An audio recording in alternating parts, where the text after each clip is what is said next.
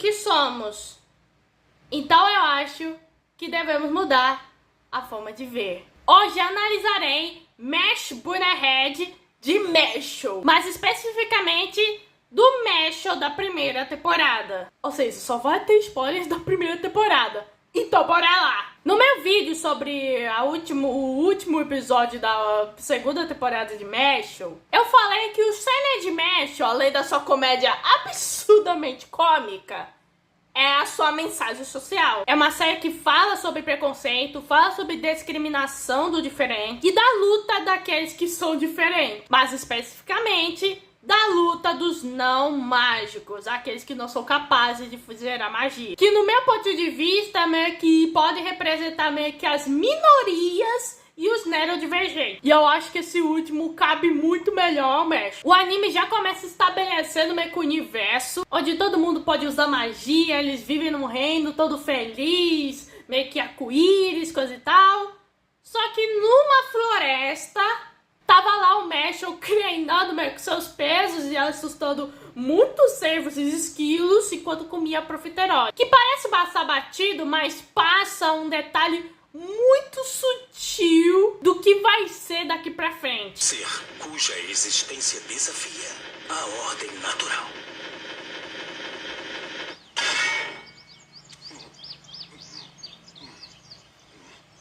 Nada melhor do que um profiterole depois de malhar. O Mashle mora meio que com o seu avô numa cabana na floresta e ele é sempre aconselhado pelo seu avô de nunca sair meio que da cabana e ir pra cidade. O Mashle meio que não entende o porquê, mas ele obedece porque ele é um bom menino. Mas seu avô, o Hector, sabe muito bem qual é o motivo. O Mashle não é como as outras pessoas, ele não pode usar magia por ele ser diferente. E isso é um dilema muito bom para meio que pais, principalmente pais neurodivergentes, que tem essa preocupação dos seus filhos meio que se encaixar na sociedade e o medo deles serem rejeitados. Eu queria te perguntar uma coisa.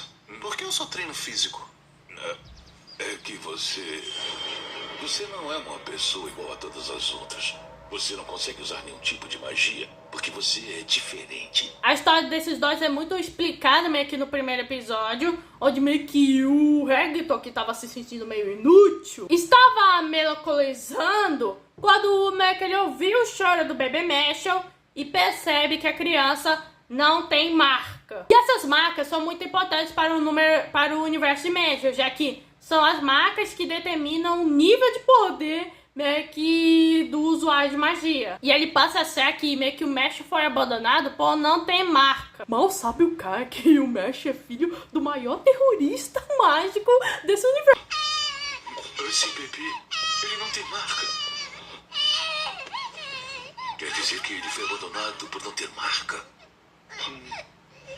Então você é igualzinho a mim. E foi por conta do Mashle que pela primeira vez meio que o Hector viu que alguém precisava dele e sentia a obrigação de proteger o Mashle meio que dessa sociedade que é muito discriminatória com os não magia. Que tratava com os não magia de uma maneira muito extrema, à beira do sangue puro, achando que os não magia são aqueles que são meio que a raça pura, enquanto os não magia são os impuros.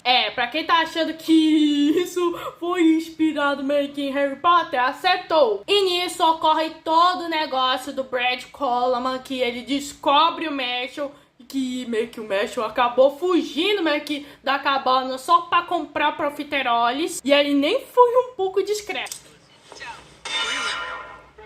Eita, foi mal. Eu me empolguei demais. Mas elas não dobram só de apertar com a mão, certo? Acho que agora dá pra usar. Bom, o Brad ia prender meio que o Hector e o Mashle, mas graças ao a super força hiper absurda do Mashle, que é capaz de fazer malabarismo com magia, dar chutinhos com a bola mágica, dar tapões como se fosse meio que um mosquito e ainda lançar meio que uma varinha quase meio que na cabeça do Brad, o o Brad faz a proposta pro Meshul. Ele fala pro Meshul se tornar um visionário divino. Para assim ele entrar numa escola de magia e ser selecionado para ser o visionário divino. E assim ele e seu avô podem viver em paz. E o Meshul aceita meio que tudo pelo seu avô. E toda a primeira temporada é isso. É o Meshul tentando esconder quem ele realmente é. Mas claro que sem sucesso. Pois o Meshul dá vários sinais meio que ele depende muito da sua força bruta. Por exemplo, ele briga com as letrinhas, meio que parece ficarem ó. Dá pra vocês pararem, fazendo o favor? Tem meio que uma aula onde meio que a magia meio que é pra abrir meio que fechaduras. E o Meshul meio que literalmente abre a fechadura fora. Professora, eu já abri. Ou numa cena mais icônica, onde o Meshul tá tentando fazer meio que a vassoura voar. Meio que em retrospectiva, meio que ele jogou a vassoura, só pulou, meio que pegou a vassoura pra voar. Mas pro pessoal aí, eles acharam que ele foi a velocidade máxima e a professora até piou dizendo: é recorde mundial! Todos em suas marcas. Preparar. Vão! É o quê?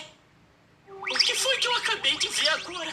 Caramba! Que velocidade absurda é essa? Ele quebrou o recorde mundial! Ele quebrou o recorde mundial! Isso significa que o Meshul vai acabar meio que ficando sozinho meio que durante essa estadia meio que na escola. E lembrando, na ausência meio que do seu avô e também do Brad, que parece que isso aí é o pai do moleque, por meio que acompanharem todo o exame de admissão do Meshul. Bem, não exatamente. Pois o Meshul, enfim, meio que vai ter amigos. E o primeiro que eu vou comentar, que é o meu favorito, é o Finn.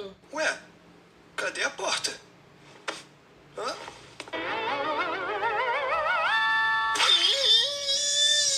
Finn meio que é o considerado o garoto comum. Ou seja, é o personagem que tem mais autoconsciência meio que nesse anime. E é ele que reage das maioria das bizarrices meio que de todo o elenco de Meshul como uma pessoa normal faria. O Finn vira meio que o colega de quarto do Meshul, meio que na estadia, porque meio que o Meshul arrancou a porta meio que no meio dia. E essa mensagem tem esse começo no episódio 2, bem no finalzinho, mas é mais aprofundada meio que no episódio 3, onde meio que o Meshul meio que vira alvo de bullying meio que do Lorde. Meio que tratando o Meshul mais como um servo pra ele. O Finn meio que alerta ao Meshul que meio que o Lorde é filho de um cara bem poderoso meio que no Academia de Magia. E caso o Meshul fique contra meio que o Lorde, ele vai ser expulso. E também meio que o vice-diretor tá ligado à família do Lorde e é por isso que todo mundo tem medo dele. Nisso, o Meshul passa por vários perrengues envolvendo o Lorde. Inclusive, essas cadeiras estão sendo meio que destruídas. Até derramando meio que água no Meshul, ele faz. E o Meshul limpa tanto meio que o chão que meio que fica brilhando. Quanto também meio que a água derrama meio que no chão. E em um exato momento, ao encontrar outro livro meio que rasgado, ele pergunta ao Finn se podia emprestar um. E o Finn, que tava ainda muito relutante meio que em aceitar o Meshul como amigo, e por um motivo que eu vou te explicar daqui a pouco, ele meio que tenta falar pro Meshul, mas o Meshul meio que só age antes de ouvir. E ele se sente ao lado do Finn. E aí também agradece pelo Finn ter emprestado a vassoura na aula de vassoura. E ele genuinamente fala que ele tá feliz, pois pela primeira vez o Meshul encontrou um amigo. Mas sério, eu tô felizão. Hã? Eu dei sorte de ter encontrado um cara legal que nem você. E nisso, posteriormente, é revelado que o Finn também estava sofrendo bullying do Lorde, mas não só isso. Ele é o responsável meio que dele destruir os livros do Meshul. E chega um momento onde o Finn se volta contra o Lorde pra falar que meio que não pode meio que mexê-lo. Tudo por conta da amizade que ele conseguiu com o Meshul. Bom, o Finn leva uma surra e quando o Meshul chega, meio que o Finn realmente solta meio com remorso genuíno por ter meio que estragado os livros do Meshul. Mas isso agora não importa.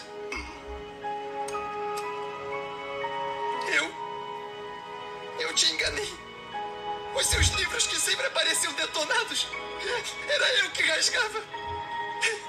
Eu fiz o que mandaram. Eu obedeci por medo. Só que você só ficava falando como eu era legal. Você sempre dizia que eu era seu amigo. E o Mesh, em vez dele ficar zangado com o Finn, meio que meteu uma surra no Lorde e ainda enterrou o vice-diretor, se isso significa meio que fazer justiça pelo Finn. Mesmo meio que ele descobrindo meio que agora há pouco que ele vai ser expulso por isso. E ainda bem que isso não aconteceu. E eu acho essa amizade dele com o Finn uma das coisas mais bonitas de Mashal. Pois pra mim meio que conseguiu pelo menos representar meio que a amizade de uma pessoa meio que com ansiedade com uma pessoa de autismo. E meio que, na minha opinião, me lembrou muito que minha amizade com a Maria Paula. E daí temos outros personagens do grupinho. Temos a Lemon, que é meio que a autoproclamada noiva do Mashal. Que ele ainda me salvou assim mesmo e depois de tudo ainda falou: você ainda se casar comigo? Espera, eu não disse nada disso. Bom, ela é noiva acidental e ter se apaixonado pelo Mashal foi porque o Mashal falou que ia carregá-la. Bom, ela achou que estava se referindo ao peso emocional, mas ele interpretou pelo peso físico. E, gente, apesar da Lemon ser muito louquinha, meio que é muito fofo o amor dela pelo Mashal. Ela até meio que dá meio que um profiteroide da sorte pro Mashal meio que não se ferir. Escuta, Machi, toma. O que é isso?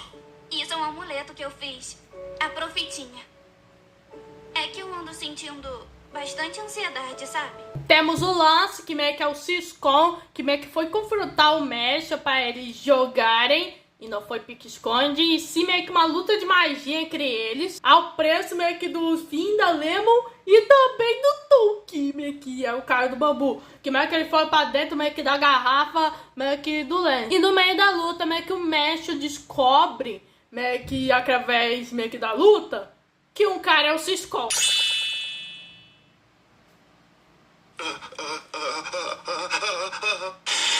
Aliciador de menores. Eu tenho que chamar a polícia. Ele é um criminoso. E nisso a história do Lance que é explicada, que ele quer ser um visionário divino pra salvar sua irmã por conta de uma doença que tá deixando ela sem magia. E meio que era tão grave que os seus pais até desistiam dela. E meio que o amor meio que o Lance tinha pela sua irmã era genuíno. Embora apitentado de Siscon, a ponto dele querer mudar o sistema só pra salvá-la. Tudo bem. Eu adoro que você seja desajeitado, mas seja bonzinho assim. É fofinho. É mesmo? E a partir daí que ele faz amizade com o Mashal, ele começa a ocupar meio que também esse papel de irmão mais velho para o Mashal. Meio que explicando como as coisas funcionam. Dos perigos que o Mashal meio que tá se metendo. Eu vim te dar uma força. Hein? Por quê? O motivo é bem simples. O pessoal da Lang pode vir atrás de você para conseguir pegar a moeda de ouro que você ganhou. E por último temos o Dot, o autoproclamado protagonista, meio que é o do Mashal. Sossega aí.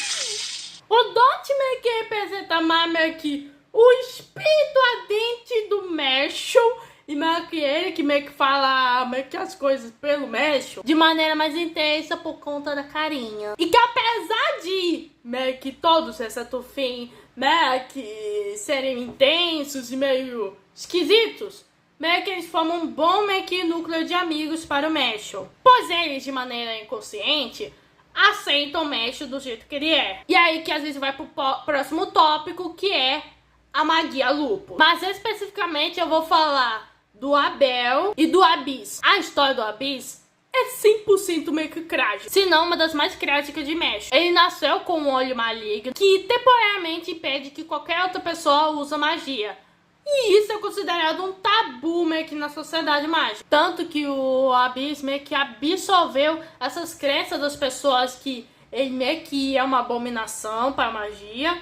Até mesmo seus pais o trancaram no porão só pra tentar lidar com ele. E, gente do céu, meio que isso meio que serve como botar meio que um ponto meio que negro meio que em relação ao Mashal. Ou seja, meio que um contraponto. Pois ao contrário do Mashal, que teve todo o amor pelo seu avô, meio que o Abismo sofreu pelo fato de ser diferente.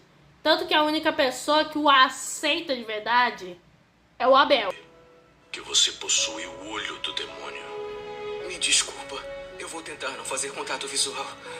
Não precisa ficar escondendo. Se quiser, pode passar a usar esse olho em meu nome. Eu nunca poderia fazer isso. Acontece que pra mim isso não importa.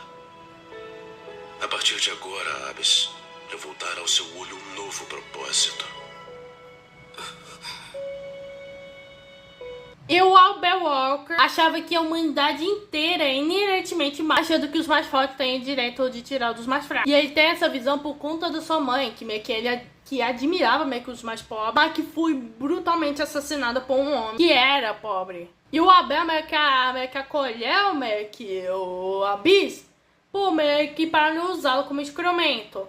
Mas ele vê que meio que com a ação dele ter acolhido o Abyss, ele meio que inconscientemente deu um propósito meio que ao Abyss, fazendo que meio que o Abyss se sacrifique para proteger meio que o Abel do ataque do Cell Walker. Por favor, Abel. Foge daqui.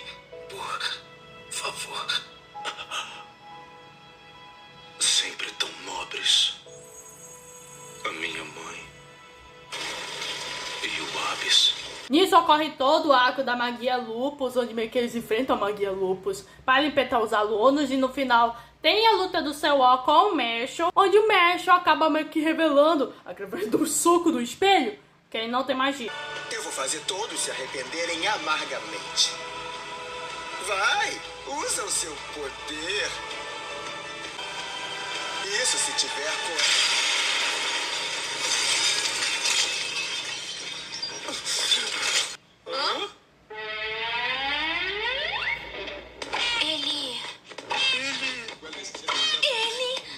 Ele não usou magia? E aqui tem meio que duas interpretações meio que diferentes da cena. E eu vou falar meio que um pedaço da peça de Mesh. No anime, meio que tanto o Alemo, o Finn e o Dot ficam chocados que o Mesh não usou magia. E aqueles que meio que reconhecem meio que o Mesh, os únicos foram o Abel e o Abyss. O Abyss dizendo que vou comer muito profiterol.